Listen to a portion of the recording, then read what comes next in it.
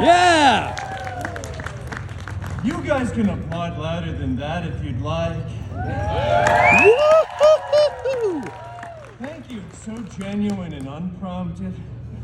Ho, ho, ho, my little elves. Oh, the spirit of the season has taken over me like a rash that simply will not go away. And I'm here to deliver a delightful and not at all inappropriate holiday-themed tale to jingle your holiday bells. Yeah, who's ready for yet another holiday-themed tale pulled straight from the public domain? Yeah! That's very good to hear. Today's story is one of my personal favorites.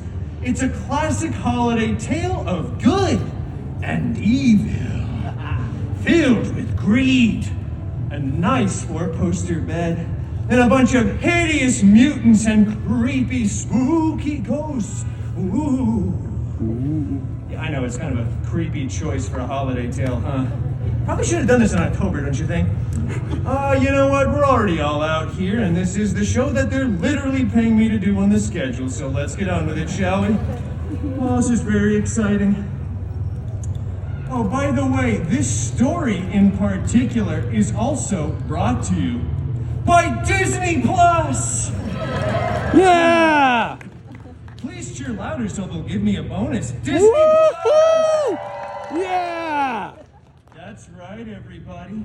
Disney Plus is paid to keep little old story time around for the holidays. So be sure to check out all of the quality programming only available now on Disney Plus. All right, well, now that the pandering segment of this performance is over, let's get to the actual story, huh?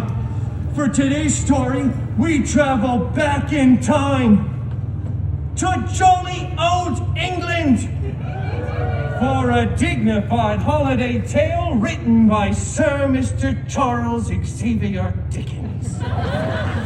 Oh, this is very exciting for me, by the way, getting to do a Christmas story and all. It's rare that I get to sink my teeth into something filled with joy and uplifting messages, you know? Oh, such positive outlooks and hope, goodwill, and whatnot. Oh, page 1, line 1. Marley was dead. Wow, that is a very dark start to the story. I'm not sure Disney Plus signed up for all of that. Maybe I'll just skip ahead to the less morbid parts, huh? Let's see. Oh, here's a very nice uplifting sentence. The meanest man in all of London town was a vile, ugly, hairy, smelly, prickly, miserly old brute by the name Logan Easer Scrooge. Old Scroogey really did not like the holidays and always went around saying, "Bah humbug, bub." Whatever that means. He had a very handsome, extremely charming and funny, although a bit of an acquired taste, I will admit, employee by the name Wade Cratchit Poole. Yeah, thank you. See what I did there? Thank you very much. He is the hero of the story, so I'm glad you clapped. Thank you very much. Poor Wade, he just wanted to enjoy the holiday season and have literally a single day off in his entire career. But old Scroogey was like, "Get back to work, Bob, all right? Come on and count me money." He was really not a nice man. Did I mention he was miserly and somewhat Australian? Well, anyway, because Scroogey was such a naughty little mutant, he was visited by one of his dead partners. One of his ex-partners, if you will. He was an X-Men, and he told him that he would be visited in the night by 3 ghosts who will restore his belief in the Christmas spirit. This troubled old Scroogey, who slept very uneasy that night. Kind of like when you have one too many chimichangas before Betty-Bye time. Suddenly, a bright light shone through his window. He sauntered over, ripped open the blinds, and saw that it was none other than Johnny Storm. All flamey and bright. Not Steve Rogers like we all clearly wanted, but that's all right, he's still cool. Actually, he's not cool, he's more so hot. Anyway, everything he said was pretty much filled with vulgarities that, quite honestly, I cannot repeat here at the Disneyland Resort. Registered trademark. But long story short, he shows Scroogey his sad past, his sad origins, if you will. Yeah, and I will. And then the Ghost of Christmas Present shows up, and it's just this giant, child-minded figure, way larger than a normal man should be, with a body made completely out of metal and a very obnoxious Russian accent. Sounded a little something like this. Lokanizar Scrooge, gaze upon the Cratchit-Pool family and see your shame. He shows them a picture of a beautiful Cratchit-Pool family living in a small but humble studio apartment off of Pico and Crenshaw. Blind Al was there, Doug Pool, and little tiny Peter Pool, who was obviously sickeningly ill and leaning on a small crutch. They could barely get by on the meager salary that Wade's boss had given him. This caused old Scroogey to finally feel a single emotion, the first he's felt in hundreds of years on this planet.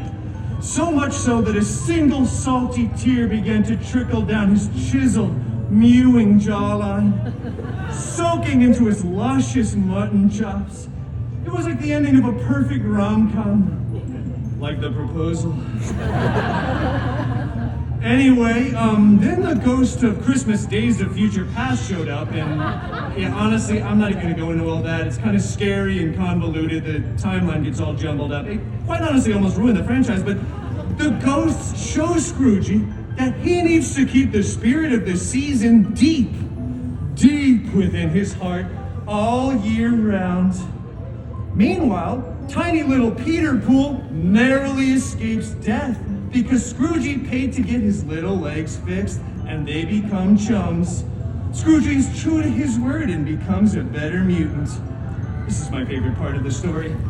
And then, tiny little Peter Pool, on his newly refurbished legs, waddles over to old Scroogey McDuck, grabs him by his very muscular inner thigh muscles, and exclaims for all to hear, "God of thunder bless us, everyone."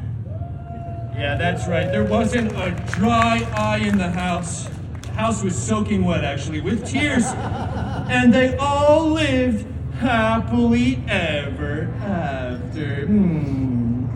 Especially because this story in particular has been rehashed and merchandised dozens of times over the years. It's what we like to call in the business easy money. Well, to be fair, it is a very spirited tale. And on that note, good afternoon, everyone, and thank you so much for coming. No offense, but an even bigger thank you to Disney Plus.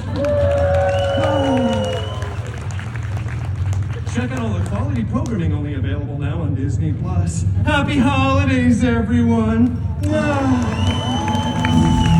On Dasher, on Donner, on Topender we ride. Just think, little boy, if it wasn't for Disney Plus, none of us would be here right now. I know I'd sure be unemployed. Bye, everybody. Disney Plus.